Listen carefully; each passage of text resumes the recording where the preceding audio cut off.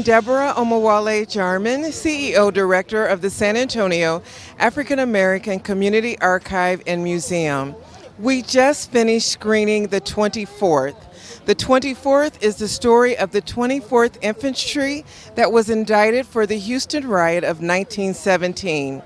The court-martial is known as the largest murder trial in U.S. history still, and they were court-martialed right here in San Antonio at the Gift Chapel, Joint Base San Antonio, Fort Sam Houston. Once they were found guilty, they were hung and then buried along the Salado Creek. After about 20 years, their bodies were moved to the main part of Fort Sam Houston Cemetery. What you are going to see is the discussion panel after the film, moderated by San Antonio award-winning writer and director Cedric Smith. Also, the writer and director of the film The 24th, Academy Award winner Kevin Willmott, Billy Gordon, historian for the Bexar County Buffalo Soldiers Association, and Bill Manchester. Military service for over 30 years, he is now in charge of the Lackland Museum and the Randolph Museum. Let's tune into their discussion now. Good evening, everyone. My name is Cedric Smith. I am a local filmmaker here in San Antonio. Thank you. It is my extreme pleasure to be here moderating this panel for this incredibly heartbreaking true story of, the 24th Infantry. I am really honored to be next to the filmmaker. I'm going to let him introduce himself, tell a little bit about himself, but incredibly honored to be next to Mr. Kevin Willmott.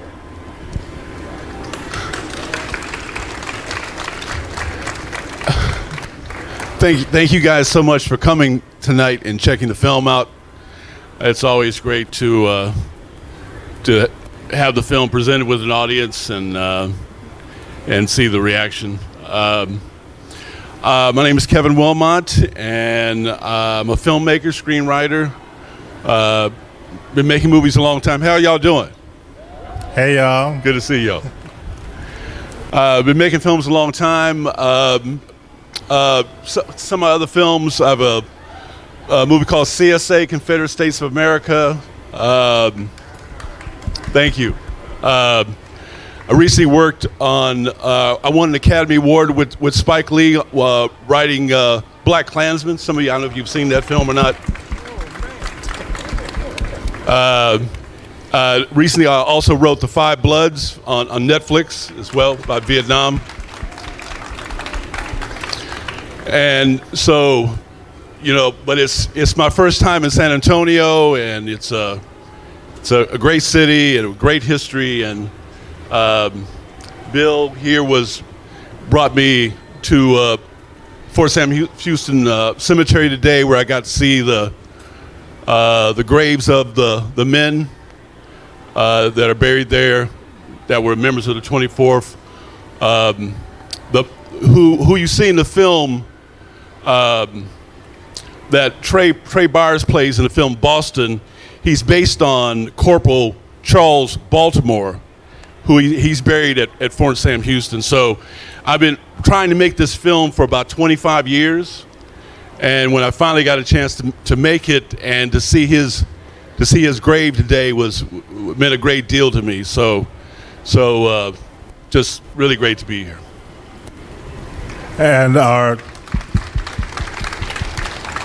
And then we'll let our other two friends named Bill introduce themselves and tell us a little bit about it. We represent educating the public on the service of the Buffalo Soldiers from 1866 until 1941 for the cavalry, and for the infantry it was 81 years up until the Korean War.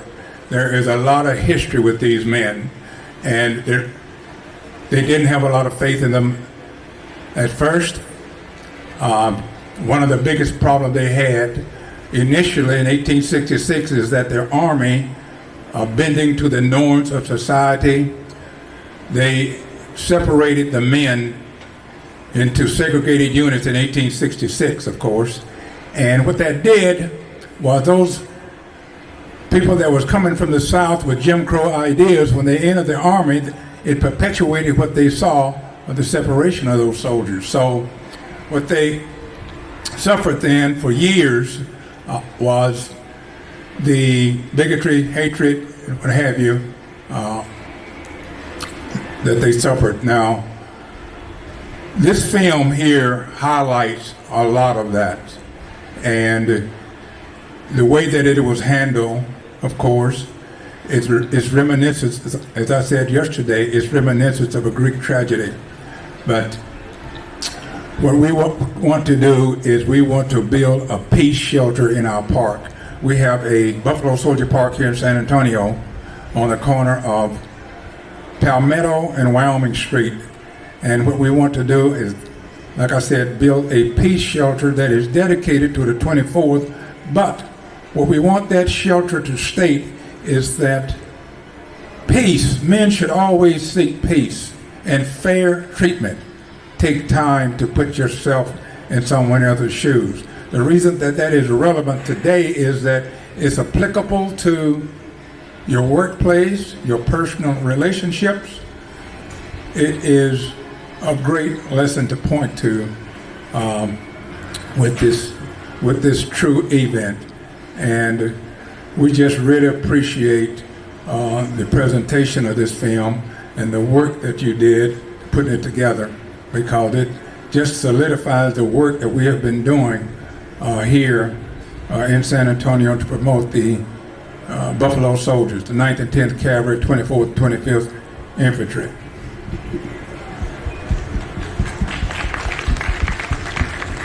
Good evening. My name is Bill Manchester. I am, is this one? Hi, I'm Bill Manchester. I'm the director currently of the Air Force Museums and Air Park on Lackland Air Force Base. And previous to that, I was the curator at the Fort Sam Houston Museum.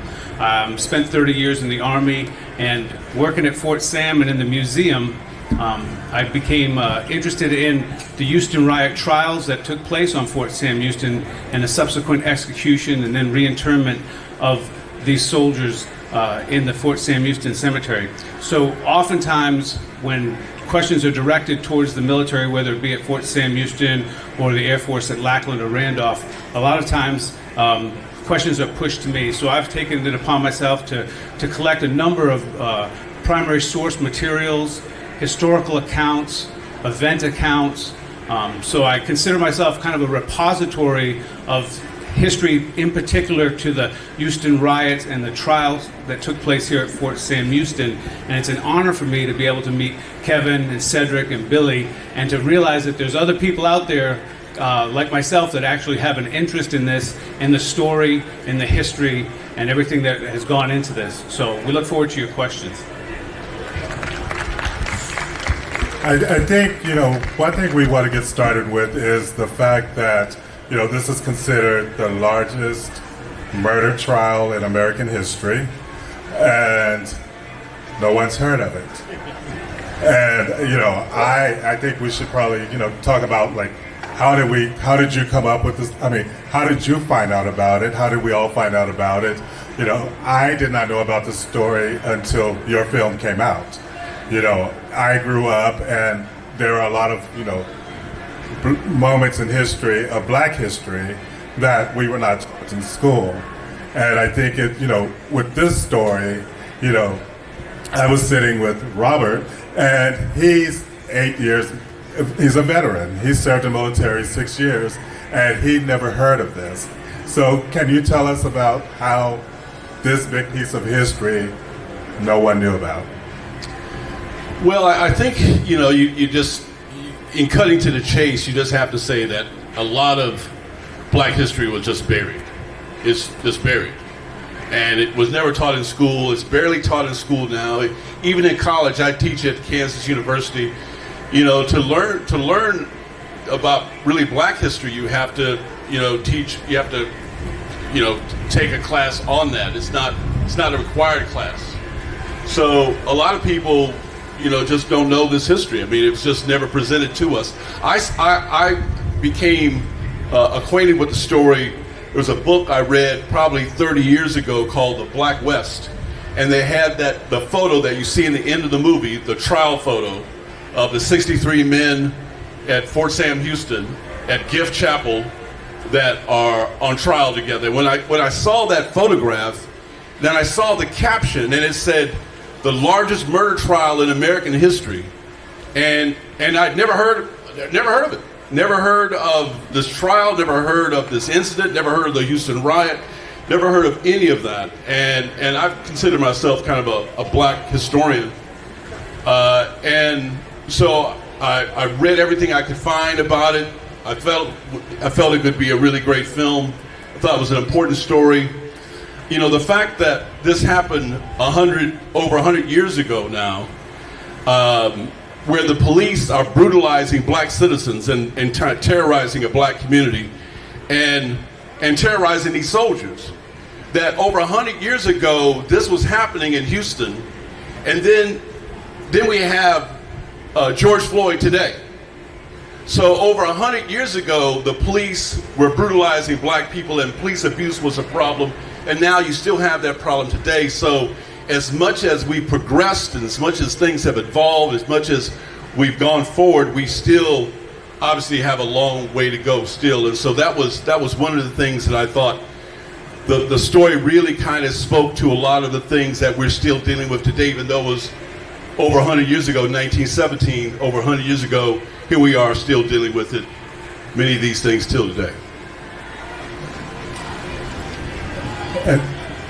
I first found out about the Buffalo Soldiers back in 1990. I was participated in a film called Heaven and Hell. Some of you might remember the TV series North and South. Heaven and Hell was a sequel to that Civil War film, and I participated in that film. My scenes was with Steve Harris.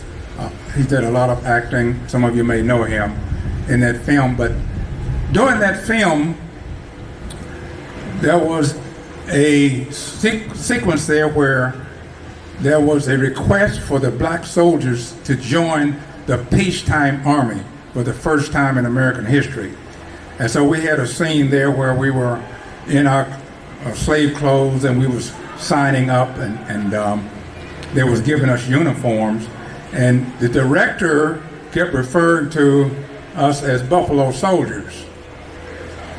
Now, you got to realize that I had spent 20 years in the military, in the Air Force, and I was not aware of the Buffalo Soldiers.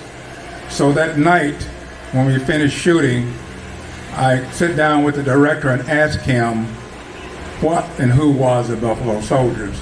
And to my amazement, he gave me a quick history, and that is when we decided that we needed to form an organization to start teaching the public about this unknown history, and it has been a great enjoyment for the last 30 years. So that's how I found out about the Buffalo Soldiers. And so for me, I kind of came at it a different way. Working at the Fort Sam Houston Museum, my director was asked by an author who was writing a work on the Houston riots, and had asked her a question, and she just kind of threw it over to me, and I had no idea. But in the files within the museum archives, there was boxes and boxes of source documents and information about it. So I took the author in a golf cart on the Fort Sam Houston golf course, where the original execution site and original burial site are today, were at that time and where they are today, in a golf cart, and took them out there. So a month or so ago, when I was asked if I wanted to be part of the panel, because of the film, I didn't even know that the film existed. So I kind of came at it a different way, and I'm so glad that I did, because I got to meet Kevin and Billy and these people that share an interest that I didn't know other people had. So with the trial, there was a lot of there was a lot of questions about the trial. Do we really think justice was served? No, I mean it was as far as I was concerned, it was a kangaroo court. The fact that they never really brought in the fact that the men had been brutalized their entire service in Houston, the fact that they didn't bring that really into the whole case really is just ridiculous. And when you look at the old press clippings that the Houston Post wrote about the story, and obviously the fact that they fought back was no one had seen black people really fight back before. But one thing that's important to remember, that black folks fought back every time they were attacked. Black folks fought back in Tulsa when they blew the black community up in Tulsa. During this period of where black communities were attacked and destroyed, East St. Louis, the East St. Louis riot had just happened, and the big Frank character in the film, you see a newspaper there early in the film about the East St. Louis riot, where thousands of they think hundreds of blacks had been killed. In fact, Josephine Baker, the great singer dancer, she was in that riot, and she left the United States because of being in that riot in East St. Louis. And so the whole reality of a white mob coming at you and killing you, like in Tulsa, like in East St. Louis, these were happening on almost like a daily basis in America from like about 1900 to like about 1930 or so. And this stuff was very much on the minds of the men of the 24th when they got sent to Houston. The people at Houston, did not welcome them. They were attacked immediately by the police. Segregation had just happened. And you got to remember, we kind of show a little bit of that in the film, where these men had fought, the Spanish-American War. They had fought in the Philippine War. They had been treated with a certain degree of respect and dignity overseas. So when they come to Houston and are so disrespected and brutalized, they did not take this very well, and so they fought back. And obviously that was a mistake, but the fact that the trial did not acknowledge what brought them to that breaking point. And we have a line in the film where near the end of the film, Boston's character says, we won't go unheard forever. And where I took that line from, Dr. King had his description of a riot was, he said, a riot is a language of the unheard. And the men of the 24th had not been heard.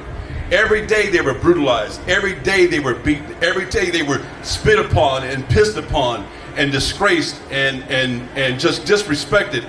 And at some point when that happens to you, you break. I was in a riot in high school, and I saw my fellow students break in that riot. And when people break, they do things that are not rational. And that's why when you see riots like the last riots that we've seen in the last year or so in the country, when people break, they burn down their own neighborhood, because it's not about logic, it's about anger and frustration and fury. And when people break, that's the point where you don't want to push them to the breaking point, because when they do, there's no turning back. And that's what happened to the men of the 24th, and the trial did not acknowledge that. And that's, in the end, for my money, that's what was so wrong and unjust about the trial. And if I can add to that, when the trial took place, the defense attorney, there was only one defense attorney. So in all, there were 3 different separate trials. 118 soldiers were tried, 64 in the first trial, the Nesbitt trial, and one defense attorney who was a major, who wasn't very experienced. And throughout the whole process, certain articles were not allowed, like Kevin said, the fact that they were disrespected and harassed by the citizens and the police in Houston, and a lot of other things that weren't included in the trial. And even the currently there's a few folks that are trying to seek clemency for all of those who were tried and found guilty, whether they were executed, 19 of whom eventually were executed, a number of life sentences, a number of shorter sentences within Fort Leavenworth Prison. But there is work being taken place right now where clemency is sought for those soldiers, and soon the packet that is going to be put before the new Secretary of the Army will go forward. Already 30 general officers have approved of the packet as it goes forward. So hopefully within the future, in the near future, we'll be able to see clemency for these soldiers.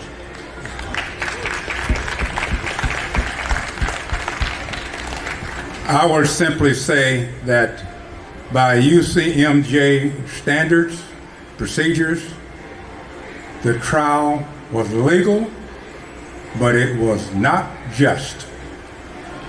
And because of that, the UCMJ had to be changed as a result of what happened to those black soldiers. They had to enter a amendment to the 92nd article that no one from that point on will be executed without the approval of the President of the United States.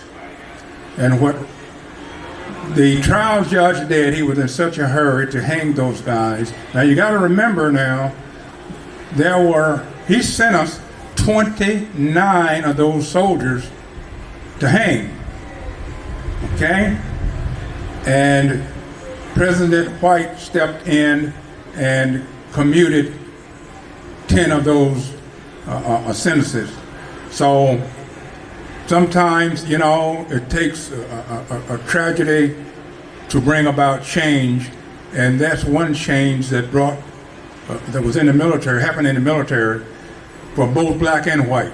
So that, I'll simply say again, the trial by UCMJ standards and procedures was legal, but it was not just.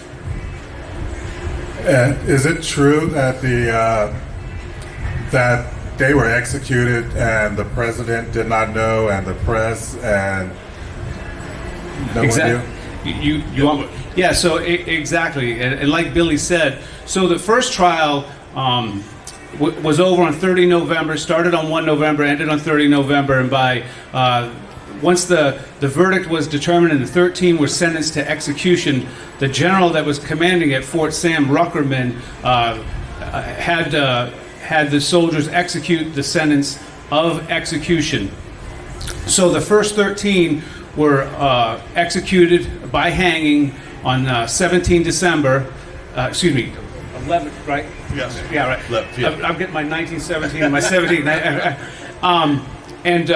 And like Billy said, there was no recourse. They had no chance for appeal.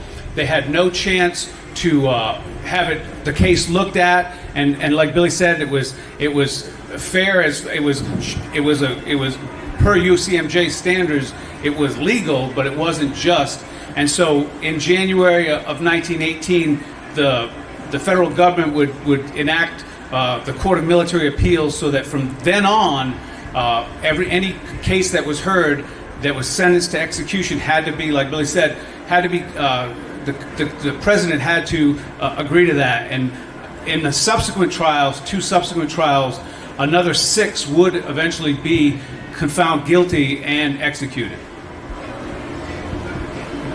Now, the 41 were the other 41 soldiers. Was there anything documented as far as what happened with them, the ones that served life in prison? Yeah, so a number of them would serve life imprisonment terms in Leavenworth. Some would serve even shorter sentences. One was found unfit, psychologically unfit for trial. So out of the 118, 111 of them were eventually sentenced. So, and over time, some of those sentences were reduced, some were let free, but once again, these men served with honor. They served with distinction.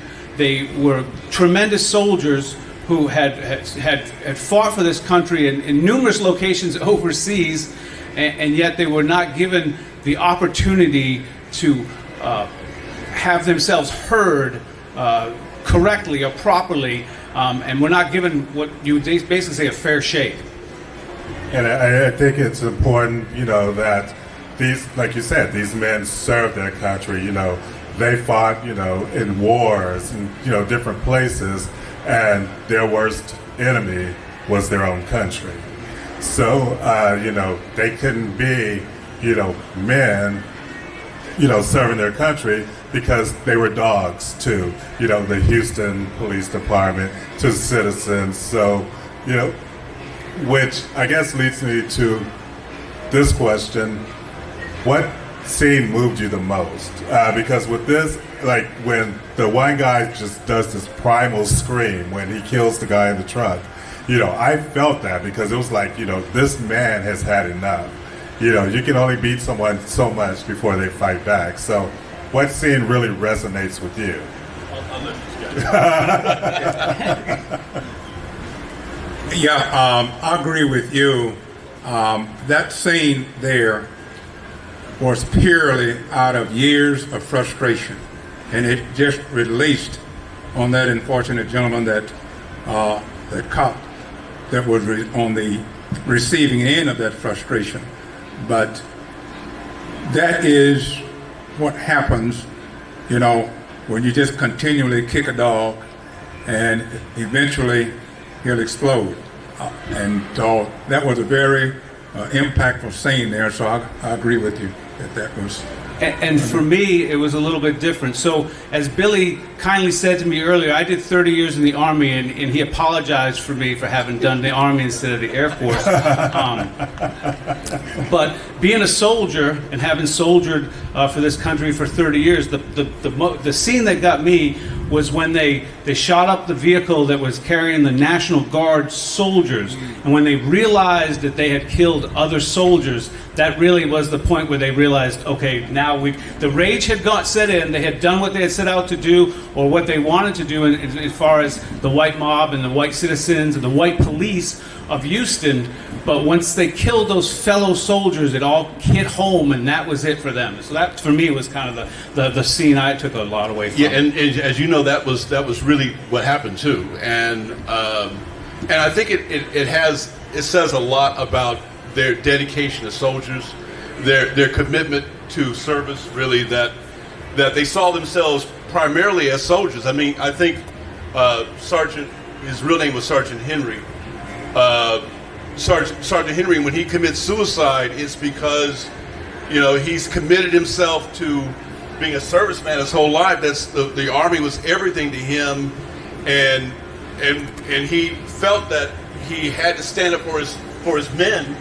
That's really kind of why they marched on Houston, and then but at the same time, it was at the expense of losing everything he really had worked for his entire life, really. So that was that was part of the complexity of the morality of the event, because you remember there's a line they say, it's like, no one is innocent here, not them, not us, nobody. And there's also a line when Colonel Norton is talking to Boston, and he says, he kind of refers to killing innocent people, and Boston says innocent, and that's the whole other thing I was trying to say in the film, is that when you participate in policies that discriminate, and because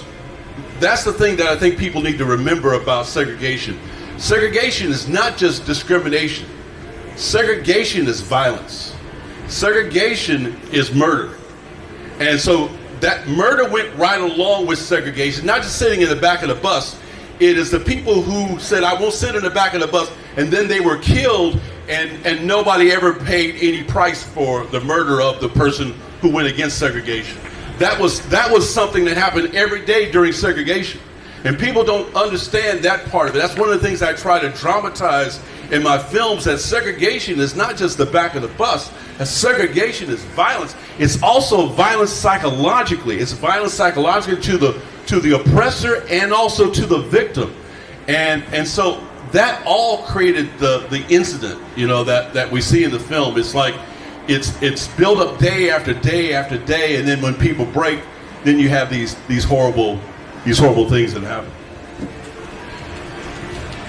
Yeah. Speaking of frustration, you know, a lot of these guys during that period of time still had the Brownsville Riot in their minds. That incident there, whereby some of the guys went downtown. Well, first there was an incident in a bar there, and then later the guys went downtown to protest it, and then later on, after they got back to the base, then one of the guys was shot in the bar. One was killed, one was injured. And what happened there is the townspeople blamed the 25th Infantry. It's the 25th Infantry in this case, okay? And they claimed that it had to be the 25th Infantry that was guilty. So the Army, when they couldn't find out who did it, Roosevelt decided to kick the whole regiment out of service, dishonorable discharge, the whole regiment, without any proof of anybody.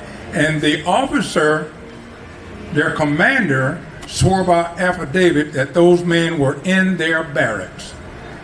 So all of that was weighing in these troops' mind. Of course, these were just some of the major incidents. So all of that builds up in those troops at that time. So it just kick a dog so much. And let me add to that. So, you know, you don't see it in the film, but these men were set up for failure. They were stationed in Columbus, New Mexico, where they lived a relatively peaceful existence with the local population. They didn't want to come to Texas. They tried to get out of being sent to Texas. Even the Army didn't think it was a good idea to send them to Jim Crow, Texas. And when they did get there, Camp Logan is located in the northeast section of Houston, and the San Felipe, which was the historically African-American section of town, was in the south, well, when I say northwestern section for Camp Logan, the southeastern section of the city. So every time that these soldiers wanted to go to the African-American section of Houston, they had to cross through the actual city of Houston. So every time they wanted to go down there, they were wrought with disaster, and it was inevitable that these things were going to build up, especially in a Jim Crow Houston at that time. Yeah, it's important to remember that Jim Crow is just starting too. I mean, that these guys had not been around, this kind of thing. And one of the lines we have in the film is when the riot first starts and they start shooting, they shoot the first policeman, and they say, "This is our France."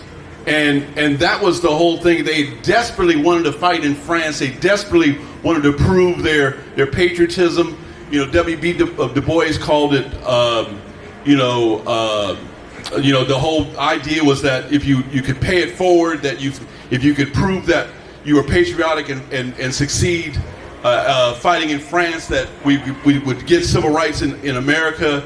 They truly believed that concept, that idea, and of course never got a chance really to prove it. So I know there are some young people here that might go, what is Jim Crow? So, you know, I just say it's race, you know, it's racist basically. You stay here, you stay there, but let's, you know, give them a little educational Jim Crow. Well, Jim Crow was started under President Wilson. He first started segregation. That was official governmental segregation in Washington, D.C. But you know, kind of non-official segregation that happened in various parts of the country before then, but that's when it really kind of became official.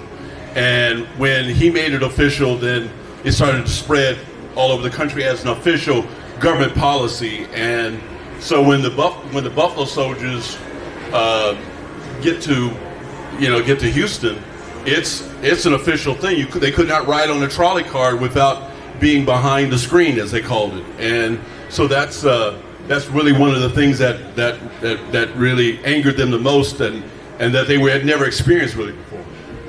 Yeah, and of course, Jim Crow actually started, what it alludes to is that was a white actor dressed in raggedy clothes, in blackface, and he tried to imitate a stupid, ignorant black guy. And that act became so popular, he toured all over the United States and Europe with that act. And of course, his character in that was Jim Crow. So that's actually how the name of Jim Crow and the derogatory aspect of it came about. And of course, it took on its own life, as to the black codes and what have you, and the KKK and what have you. So, but that's how it actually got started, from that vaudeville actor in blackface and raggedy clothes. Yeah.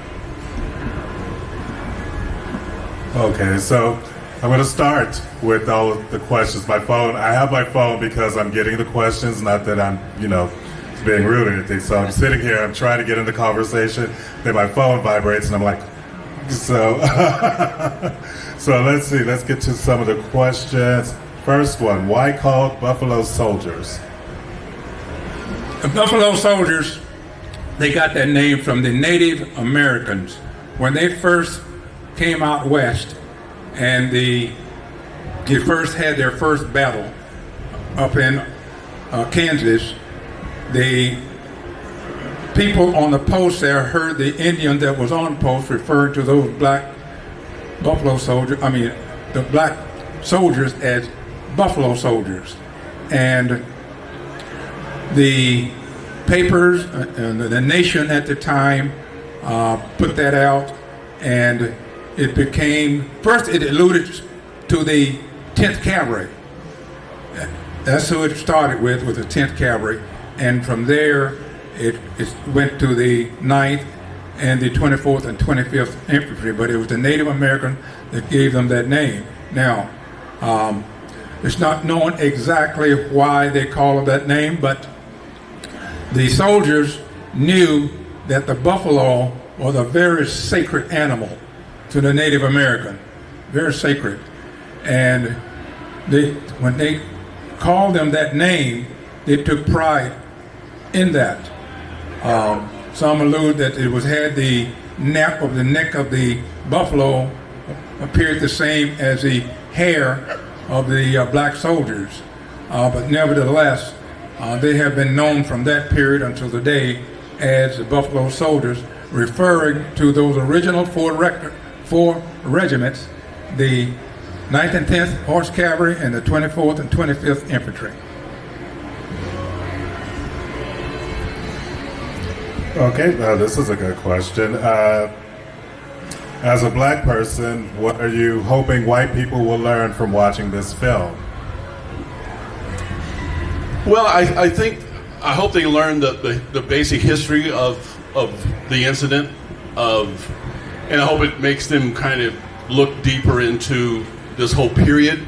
I think the more Americans know about what happened after slavery to like about 1930 or so, because it's important to remember that black folks during slavery slaves were worth a lot of money. A prime field hand, a young boy, 16 years old, good teeth, he would be worth as much as a Lexus is today, one slave. So if you had 10 slaves, you had 10 Lexuses. If you had 100 slaves, you had 100 Lexuses. And so after slavery is over with, Black people are worth nothing. Their lives do not matter at all. That's why the term Black Lives Matter becomes so important, because after slavery, black lives do not matter at all. They are worthless. And in fact, the Klan motto was, after slavery, it was worse than slavery, because they knew there was no protections for African Americans after slavery, because black people were worth so much money. Black people were worth more than anything except the railroad in the United States during slavery. And so that's why the Civil War was fought, because Lincoln comes in and says, I want your Lexuses. So that's the cause of the Civil War. So it's money and control and power. And then after the Civil War is what you see here in the film, that black people are brutalized on a daily basis. The police brutalize them. The police end up being really just the means of control of black people in the United States. And that is still the element that we're still kind of fighting against today, where black people are monitored by the police and controlled by the police and pulled over. I've been pulled over so many times by the police, and they just say to me, we just want to check you out. And I ask my white buddies, how many times the police pull you over just to check you out? And it never happens to them. And so all of that comes from what you saw in the film. And that's still, the remnants of that is still what we're dealing with today. And I definitely think that, also, with history, we have to examine the pain of history, even those ugly parts of history we don't want to talk about, so that they don't repeat. I remember growing up when Bird was dragged in Jasper, and I remember that just destroyed me to my soul, because I could not believe that these barbaric things still happen. So I do think it's important that, stories like this are told, because, we, in order to move on as a people, we have to deal with the ugly. Yeah, I think that's so right. And just wanted to add real quickly that I think it to be an American today is to be uncomfortable. The more uncomfortable you are, the more American you are. So when you deal with the uncomfortable parts of our history, when you embrace those uncomfortable stories, when you understand that uncomfortable history, that's why the notion of not teaching about racism in schools is the opposite of what it means to be an American. It's the opposite of that. It's the opposite of that.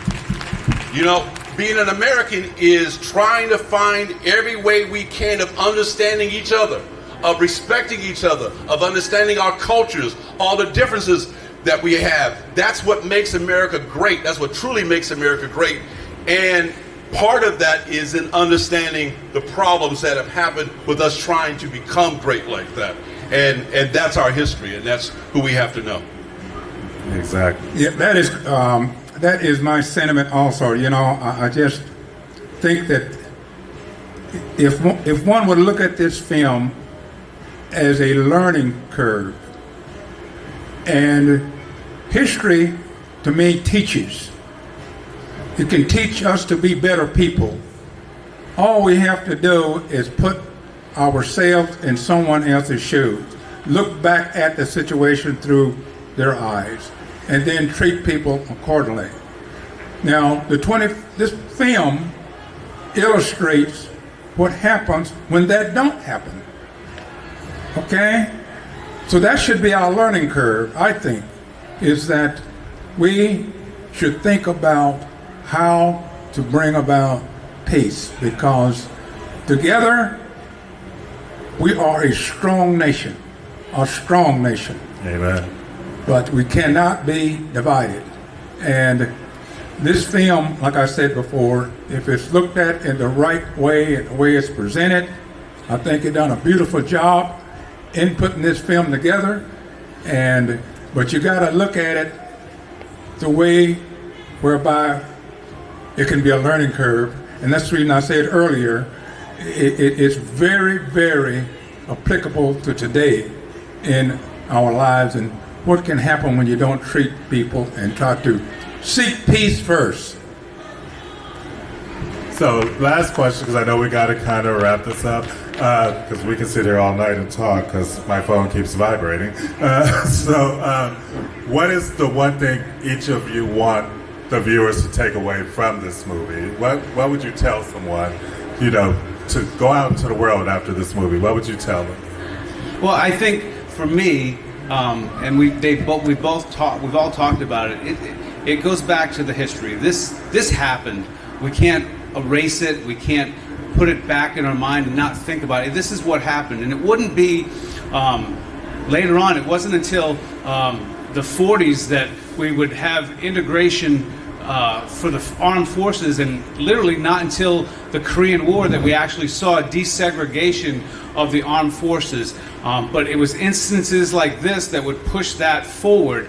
And having seen our not only the Buffalo Soldiers from this era, but all the way through to Tuskegee Airmen of World War II, this history built upon to where we're desegregated, and today, you know, we enjoy the freedoms that we do because of our armed forces.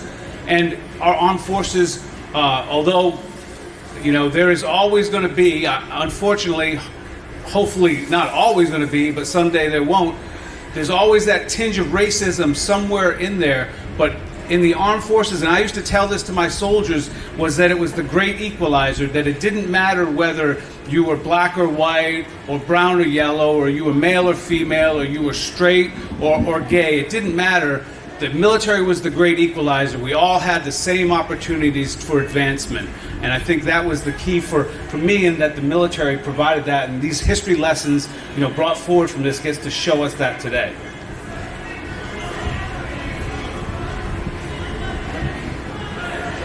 Oh, go ahead. No, I'm sorry. No, I agree with that. And once again, you know, I can say that this film really did a lot for me, because I have been at this for 30 years with this Buffalo Soldier history, and I have dealt with learning the raw history part of it, in that the way these men dealt with the Jim Crowism within the military during those contemporary times. Because, you know, I mentioned the Brownsville Riot incident.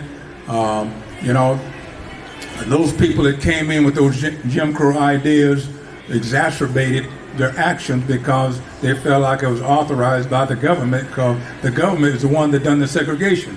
So, you know, and this all went overseas. In Bambridge, England, 1944, they had a riot in England whereby the soldiers and the commanders there tried to push Jim Crowism in the local bars downtown in England, and that resulted in a gunfight there in England. You can check that out. It's in Bambridge, England, 1944. But you can follow up on that history. But here are Americans fighting on foreign soil over Jim Crowism, you know, and I really tried to put myself in those troops' position, and how would I feel in that situation. And it's not a good feeling. But the only thing that those soldiers ever wanted to do was serve America. That's all they wanted to do. And they had a very good time doing it. And a lot of people ask, why in the world would they stay in the military? The answer is simple. As bad as it was better than they had at home. Yeah, I want to thank you guys for inviting me to be part of this. I just hope that people will watch the film and kind of have a better understanding of what makes a riot, what makes a riot then, and really kind of even what makes a riot today. You know, that thing that Dr. King said, that a riot is a language of the unheard. I think that's just super important. The men of the 24th, I got to see where they're buried today. They're buried in your hometown. in your city. I would love to see what Billy talking about the Peace Center. I would love to see that happen. I would love to see a plaque that I know Bill has been involved in, and the museum here is involved in. I would love to see that their lives acknowledged in San Antonio. San Antonio is such a great city with a great history, and I think, you know, the city should embrace this history and acknowledge it. The worst thing that can happen to all the incidents like this that have happened in our history is for us to forget about them and not acknowledge them and not embrace them and not talk about them. You don't want the history to own you. You want to own the history. Right now in America, the history owns us. We don't own the history. And what I mean by that is that the history scares us, and that's why they don't want to teach it in your state, in my state. And when you own the history, you're not afraid of the history. So that's what we got to do. We got to take this history back. We got to own it and not let it own us. Thank you. Well, those powerful words. I want to thank everyone for attending. It's definitely my pleasure being up here with Kevin and my two friends, Bill. And thank you, SAAACAM, for, you know, presenting this historical film. You know, join these film series. SAAACAM, you've done a great job, because these are stories that a lot of these people up here have not heard. So, my name is Cedric. Once again, thank you all for attending, and hope you all have a good night and be blessed. Good job, man. Good job. Great job, man. Indeed. Thank you so much for supporting SAAACAM, for watching this panel discussion.